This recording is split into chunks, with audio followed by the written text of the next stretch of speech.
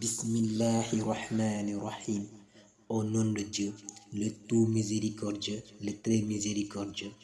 Dans cette vidéo, nous allons vous parler d'un commandement intitulé du fait d'être sincère et d'avoir une bonne intention dans tous les actes et paroles, exprimés ou non. Celui-ci est appuyé par des hadiths et des histoires qui nous expliquent et nous donnent l'importance de ce commandement. Hadith numéro 1. Omar bin al-Khattab radiallahu anhu dit: j'ai entendu le messager de Dieu sallallahu alayhi wa sallam dire: la valeur des actions réside dans l'intention, à chacun selon son intention. Celui qui s'expatrie en vue de Dieu et de son messager, son expatriation sera en vue de Dieu et de son messager. Celui qui s'expatrie pour avoir un certain bien de ce bas monde ou pour épouser une femme, son expatriation lui sera comptée suivant le motif qui l'a poussé à s'expatrier. Bukhari et Muslim. La mère des croyants. Hadith numéro 2. Aïcha radiallahu anha dit: le messager de Dieu sallallahu alayhi wa sallam dit: une armée attaquera la Kaaba, mais à son arrivée à Baïda, les premiers et les derniers de cette armée seront engloutis. Ô messager de Dieu, demandai-je, comment les premiers et les derniers de cette armée seront-ils engloutis, alors qu'il y aura parmi eux les marchands et ceux qui ne feront pas partie d'eux. Les premiers et les derniers seront engloutis, mais on les ressuscitera, chacun selon son intention. Bukhari et Muslim. Hadith numéro 3. D'après Aïcha radiallahu anha, le prophète sallallahu alayhi wa sallam dit: il n'y a plus de désir après la victoire, mais il reste le combat pour la cause de Dieu et la bonne intention. Lorsqu'on vous appelle au combat, répondez favorablement. Bukhari et Muslim. Hadith 4. Jabir bin Abdullah al-Ansari radiallahu anhu dit: nous étions dans une expédition avec le prophète sallallahu alayhi wa sallam lorsqu'il nous dit: il y a des gens qui, bien qu'ils soient restés à Médine, vous accompagnent chaque fois que vous parcourez un trajet ou traverserez une vallée. C'est la maladie qui les a retenus. Et dans une autre version, qui partage avec vous votre récompense. Muslim. Al-Bukhari rapporte un hadith similaire et c'est d'après Anas qui dit: nous revenions de l'expédition de Tabouk avec le prophète sallallahu alayhi wa sallam. Il dit: il y a derrière nous à Médine des gens qui étaient avec nous chaque fois que nous parcourions une vallée ou un sentier. Ils ont été retenus par une excuse. Hadith 5. Man bin Zayd radiallahu anhu dit: mon père Yazid. Man bin Yazid radiallahu anhu dit: mon père Yazid tira quelques dinars pour en faire une aumône. Il les déposa chez un homme qui se trouvait dans la mosquée. En arrivant à la mosquée, je pris les dinars et les portai à mon père. Il me dit: par Dieu, ce n'est pas toi que j'ai visé. Comme j'exposais l'affaire devant le messager de Dieu sallallahu alayhi wa sallam, celui-ci dit à mon pote, à mon père: ô Zaïd, tu auras une récompense selon ton intention. Quant à moi, mal, ce que tu as appris est à toi. Bukhari. Hadith 6. Saïd bin Abu Waqas radiallahu anhu dit: durant l'an du pèlerinage de l'Hajj, le messager de Dieu sallallahu alayhi wa sallam me rendit visite. Du fait de la maladie douloureuse dont je fus atteint, le mal dont je souffrais a atteint un tel stade. Lui dis-je: j'ai une fortune considérable, mais je n'ai qu'une fille pour seule héritière. Puis-je donner en aumône les 2/3 de mes biens? Non, me dit, et la moitié? Non, répliqua-t-il. Puis il reprit, le tiers, et même le tiers, c'est beaucoup. Que tu laisses tes héritiers riches, vaut mieux que de les laisser pauvres, tendant la main aux gens. Et toute dépense que tu fais pour la face de Dieu, tu en seras récompensé, même ce que tu mets dans la bouche de ta femme. Ô messager de Dieu, demandai-je alors, survivrai-je à mes compagnons? Que tu survives en faisant de bonnes œuvres, cela t'aidera à atteindre un rang plus important. Et puis, peut-être que tu survivras aux autres afin que certains tirent bénéfice de ta personne et que d'autres en subissent des dommages. Ô Dieu, fais que les yeux de mes compagnons soient sans retournement et ne les ramène pas sur leur pas. Mais malheureusement, n'est autre que Saad bin Khawla. Ici, l'auteur nous explique ce propos en disant, autrement dit, le malheureux n'est pas Saïd bin Abu Waqqas. Le message de Dieu sallallahu alayhi wa sallam s'attrista pour Saïd bin Khawla parce qu'il n'avait pas fait l'hégire à Médine et était mort à la Mecque.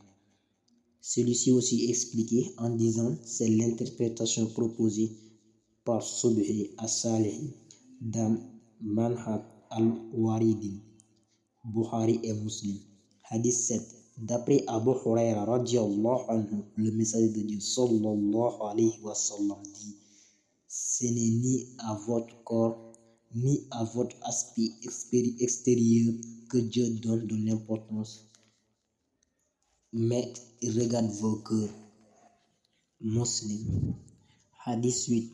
Abu Musa Abdullah ibn Hajj al-Anshari radiallahu anhu a dit, un homme alla trouver le prophète sallallahu alayhi wa sallam et lui dit, il y a celui qui combat courageusement, celui qui combat par virulence et celui qui le fait par ostentation.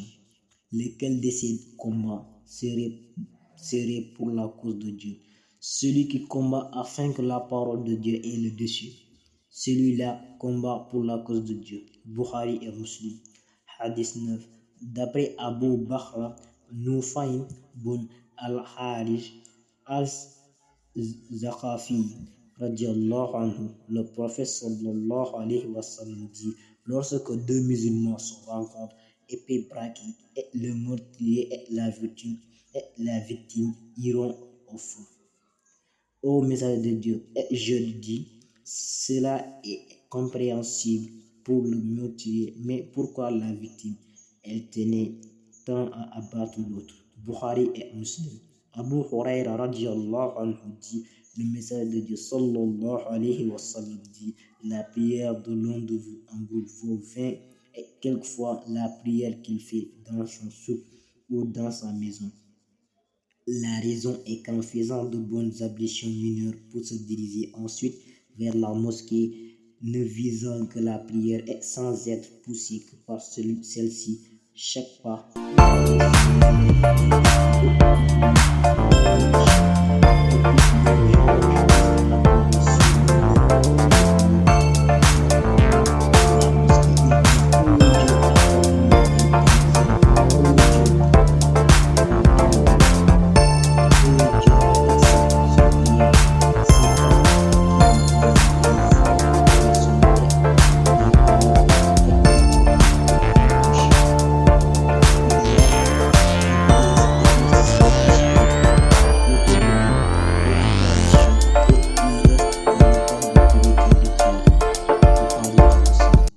Hadith 11. Abu al-Abbas Abdullah bin Abbas bin Abdul Muttalib radiallahu anhu dit, le prophète sallallahu alayhi wa sallam, d'après ce que rapporte du Seigneur, il dit, Dieu le Très-Haut a fixé les bonnes et les mauvaises actions et a ensuite montré cela. Celui qui s'apprête à faire une bonne action sans la faire, Dieu la lui inscrit comme étant une bonne action complète.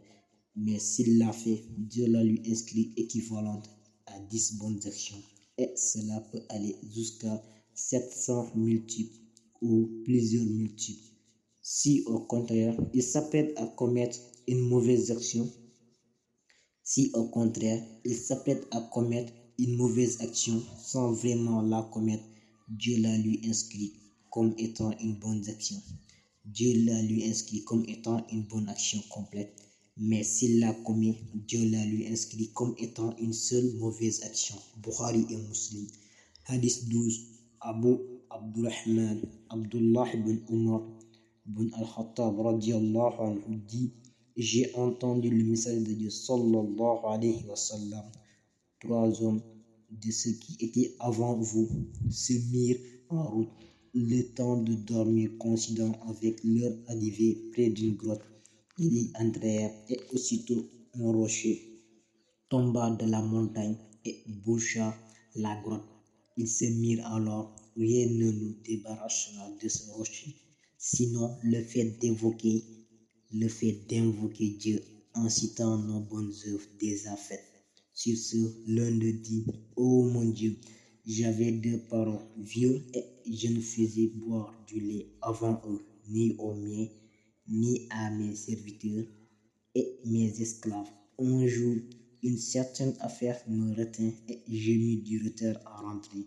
D'ailleurs, à mon retour, je les trouvais déjà endormis et moi de leur traire du lait, mais de nouveau je les trouvais endormis. Et comme je détestais donner à boire du lait à mon épouse, mes enfants, à mes serviteurs et à mes esclaves avant de le faire pour mes parents, je restais bol en main à attendre leur réveil jusqu'au lever de l'aube. En effet, à leur réveil, ils burent leur lait. Ô mon Dieu, si j'ai fait cela en vue de ta face, délivre-nous de cette situation. Sur ce, le rocher bougea, mais pas assez pour qu'il puisse sortir. Le prophète sallallahu alayhi wa sallam continua. Le deuxième dit: ô mon Dieu, j'avais une cousine que je désirais le plus au monde. Je la demandai, mais elle refuse. Mais arriva plus tard une année de sécheresse, ce qui la poussa à venir me demander 120 dinars. J'acceptai de lui donner la somme, mais à condition qu'elle cède à moi. Et c'est ce qu'elle fit. Mais une fois que j'eus le pouvoir de disposer d'elle, elle me dit: je ne te suis pas illicite. Tu ne peux me toucher que si tu as le droit de le faire. Je fus alors gêné de faire le rapport avec elle. Si je la laissais, bien qu'elle fût la chose que je désirais le plus au monde, je lui laissais aussi l'or que je lui avais donné. Ô mon Dieu, si j'ai fait cela en vue de ta face, délivre-nous de cette situation. Le rocher s'écarta, mais pas assez pour qu'il puisse sortir. Le troisième: ô mon Dieu, j'engageais des ouvriers à qui je donnais leur salaire, à part un seul homme qui laissa son droit et partit. Je fructifiai alors le prix de son salaire à un point où il produisit beaucoup de bien. Plus tard, l'homme revint me voir et me dit: ô serviteur de Dieu, donne-moi mon salaire. Ton salaire, lui dis-je, est tout ce que tu es en train de voir: chamelles, vaches, moutons et esclaves. Ô serviteur de Dieu, ne te moque pas de moi, je ne me moque pas de toi. Sur ce, il prit tous les biens sans rien lécher. Ô mon Dieu, si j'ai fait cela en vue de ta face, délivre-nous de cette situation. Et le rocher de s'écarter. Aussitôt, ils sortirent marchant. Bukhari et Muslim.